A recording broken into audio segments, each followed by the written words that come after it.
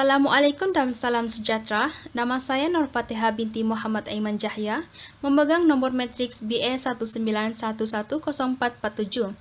Pembentangan ini saya mulakan dengan memberi penjelasan mengenai persempelan bertujuan.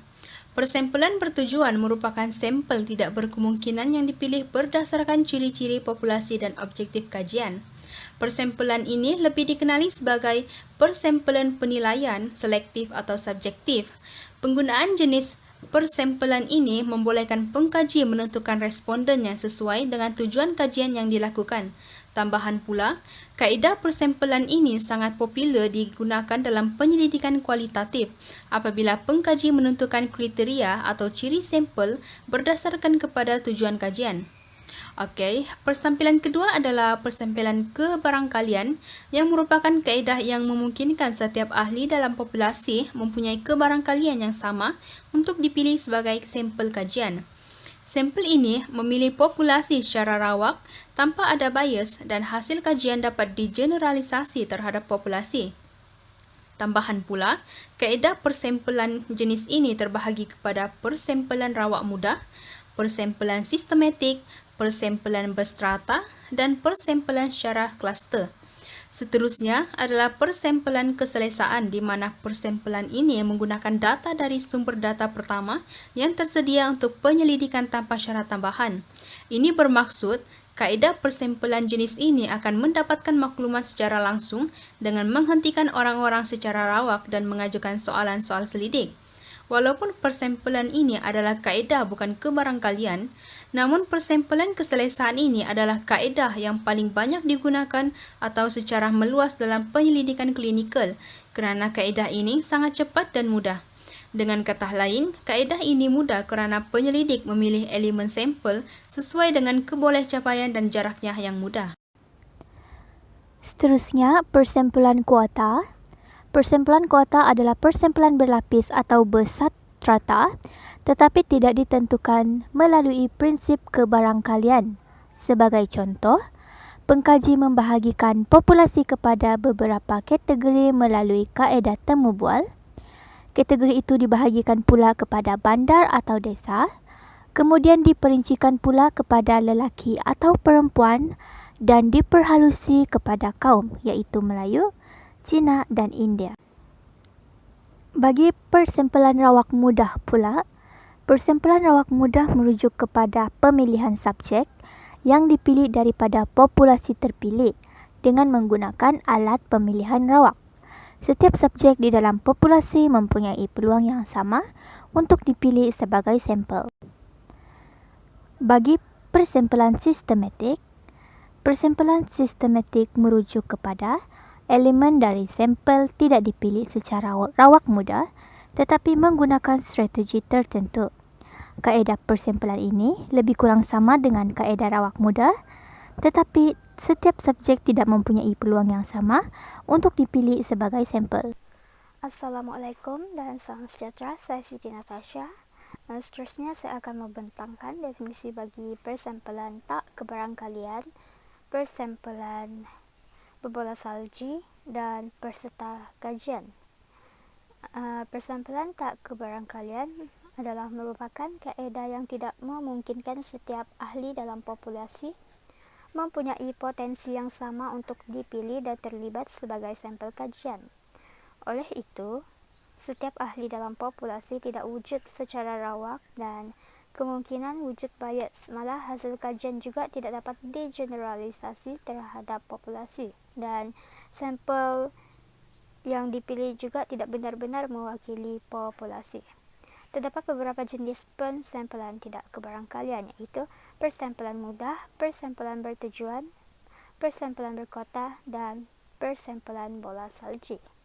Seterusnya, bagi persempelan berbola salji pula adalah melibatkan rujukan daripada seorang peserta yang telah dikenal pasti cirinya yang memenuhi keperluan kajian sebagai permulaan membawa kepada orang seterusnya sebagai sampel kajian.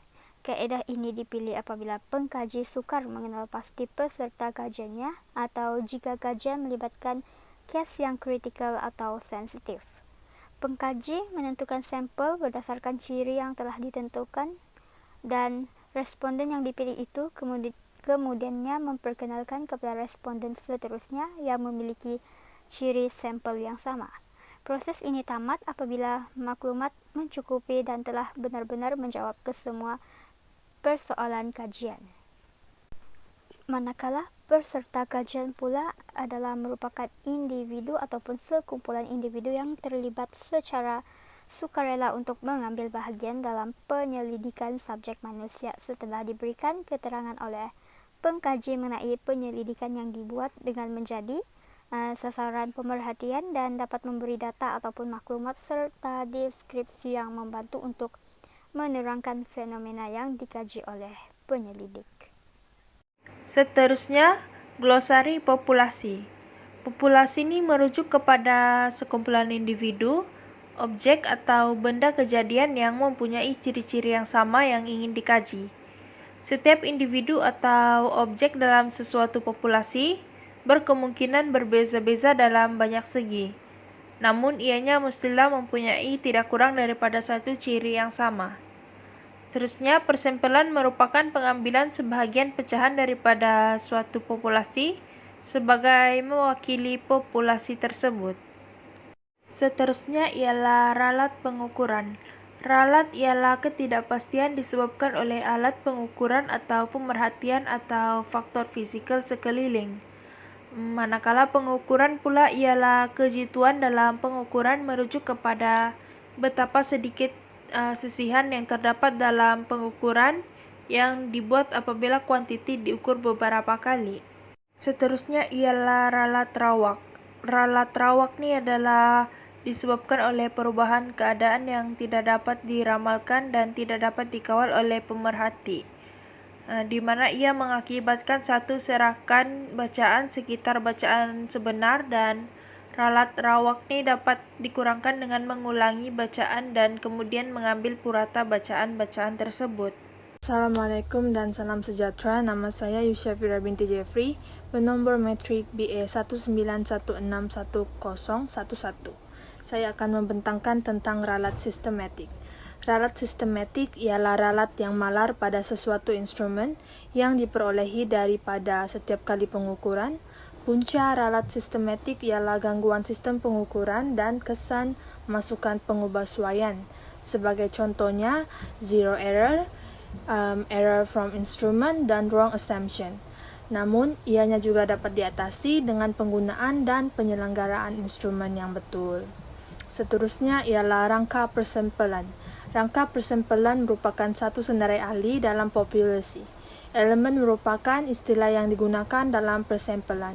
Sebagai contoh, kerangka persempelan adalah buku panduan telefon, buku daftar sekolah, dan senarai staf. Kerangka persempelan juga penting kerana ianya boleh menjimatkan wang dan masa. Sekaligus penyelidik juga dapat membuat liputan kajian yang lebih luas dalam masa yang sangat singkat. Menurut Skies 1993, regresi merupakan satu analisis statistik yang paling kerap digunakan untuk menganalisis hubungan antara dua atau lebih pembeli ubah. Analisis regresi adalah kaidah analisis yang dapat digunakan untuk menganalisis data dan membuat kesimpulan yang bermakna mengenai hubungan antara pergantungan pembeli ubah dengan pembeli ubah yang lain. Menurut Chua 2011, reka bentuk kajian merupakan perancangan yang menentukan cara bagaimana sesuatu penyelidikan dijalankan untuk mendapatkan jawaban kepada permasalahan penyelidikan. Reka bentuk kajian boleh dibahagikan kepada dua kategori, yaitu kajian eksperimental benar dan kajian kuasi eksperimental.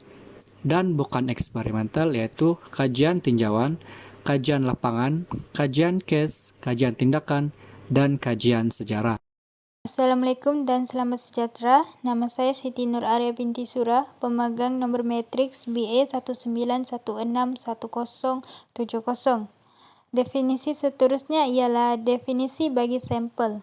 Sampel merupakan satu set data-data seperti institusi, orang, tempat atau fenomena yang dikumpul daripada populasi statistik mengikut prosedur yang telah ditetapkan. Sampel juga menjadi sumber maklumat yang diperlukan untuk menjalankan kajian dan sebahagian daripada elemen dalam populasi. Kebiasaannya, saiz populasi yang besar meliputi kawasan yang luas menjadikan pengkaji sukar untuk menyelidiki populasi yang telah dikenal pasti dalam sesuatu penyelidikan. Oleh itu, pengkaji terpaksa memilih sampel untuk diselidiki. Definisi bagi takkulan induktif pula ialah takkulan induktif merupakan penarikan kesimpulan yang umum daripada pemerhatian yang khusus atau generalisasi dari pengalaman. Takkulan induktif menyediakan sokongan untuk satu kesimpulan yang tidak semestinya betul. Kaedah induktif banyak digunakan dalam sains fizikal dan sosial yang bersifat empirikal, data, fakta dan dijadikan sebagai hukum atau teori. Seterusnya adalah sisihan piawai. Sisihan piawai menunjukkan jumlah purata sesuatu nilai atau skor individu tersisih daripada skor min taburan berkaitan. Sisihan piawai, set data boleh menjadi sifar atau lebih besar atau kurang daripada sifar. Sekiranya sisihan piawai adalah sifar, maka semua nilai sampel dalam kumpulan data tersebut adalah sama. Manakala jika sisihan piawai lebih besar atau kurang daripada sifar, ini menunjukkan bahawa titik data individu jauh dari nilai purata. Berikut merupakan langkah-langkah untuk mendapatkan sisihan piawai. Skala Likert atau Likert Scale adalah skala penelitian yang digunakan untuk mengukur sikap dan pendapat. Dengan skala Likert ini, responden diminta untuk melengkapi soalan yang mengharuskan mereka untuk menunjukkan tingkat persetujuan mereka terhadap serangkai pertanyaan. Pertanyaan atau pernyataan yang digunakan dalam penelitian ini biasanya disebut dengan variabel penelitian dan ditetapkan secara spesifik oleh peneliti. Contoh 5 pilihan skala yang sering digunakan oleh peneliti adalah seperti berikut. Yang pertama, pilihan yang pertama adalah sangat setuju, pilihan kedua setuju, pilihan ketiga ragu-ragu, pilihan keempat tidak setuju, dan pilihan kelima sangat tidak setuju. Selain daripada gradasi persetujuan, terdapat juga beberapa jenis gradasi tentang sikap dan pendapat seperti pilihan yang pertama sangat suka, kedua suka, ketiga neutral, keempat tidak suka, dan yang kelima sangat tidak suka. Assalamualaikum dan selamat sejahtera. Saya Muhammad Syafiq bin Aliuddin, nomor pelajar BA 19110321. Saya akan menjelaskan tentang definisi soal selidik, suratan literatur dan juga takkulan deduktif. Pertama sekali saya akan menjelaskan tentang definisi soal selidik. Soal selidik adalah satu bentuk kajian yang sering digunakan oleh para penyelidik dalam menjalankan sesuatu kajian. Menurut Muhammad Majid Konting, soal selidik merupakan satu bentuk alat ukur yang digunakan di dalam suatu penyelidikan. Melalui soal selidik ini, penyelidik dapat mengetahui melalui responden segala maklumat yang diperlukan dalam sesuatu kajian. Soalan-soalan yang dikemukakan di dalam soal selidik adalah soalan yang mudah, ringkas dan padat kerana ia memudahkan responden untuk menjawab soal selidik tersebut. Seterusnya ialah definisi sorotan literatur. Sorotan literatur merupakan rujukan yang dibuat secara kritikal dan sistematik yang berkaitan dengan satu tajuk penyelidikan. Sorotan literatur juga merupakan bahan bertulis yang bersifat ilmiah, sama ada secara teorikal atau empirikal. Bukan itu saja, sorotan literatur ini juga merupakan satu bahan bacaan yang telah dikaji pada sebelum-sebelum ini seperti jurnal, artikel, tesis dan juga bacaan-bacaan lain. Sorotan literatur juga merupakan perkara asas yang sering digunakan oleh pengkaji untuk mendapatkan sesuatu maklumat, dan melalui sorotan literatur ini pengkaji akan dapat mengenal pasti jurang pengetahuan yang membawa pengkaji kepada permasalahan kajian. Seterusnya saya akan jelaskan tentang definisi takkulan deduktif.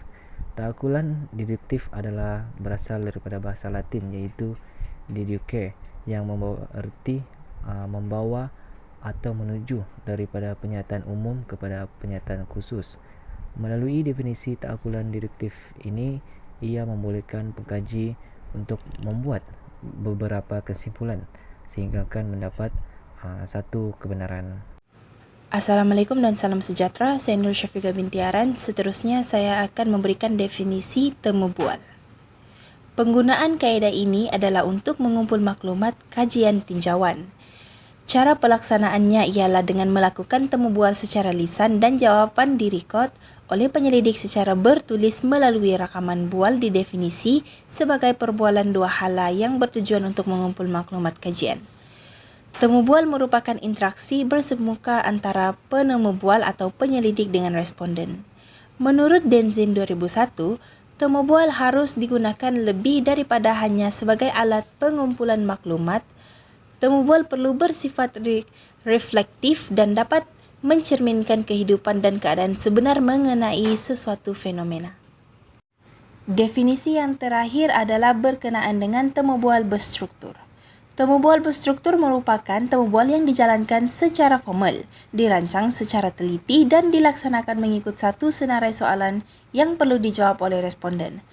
Penemu bual dikehendaki menyoal subjek kajian bersasarkan senarai soalan yang telah dibina dan soalan-soalan yang ditanya kepada responden adalah serupa. Soalan-soalan temu bual haruslah selaras dengan objektif kajian dan bilangan soalan juga tidak perlu banyak. Sekian, terima kasih.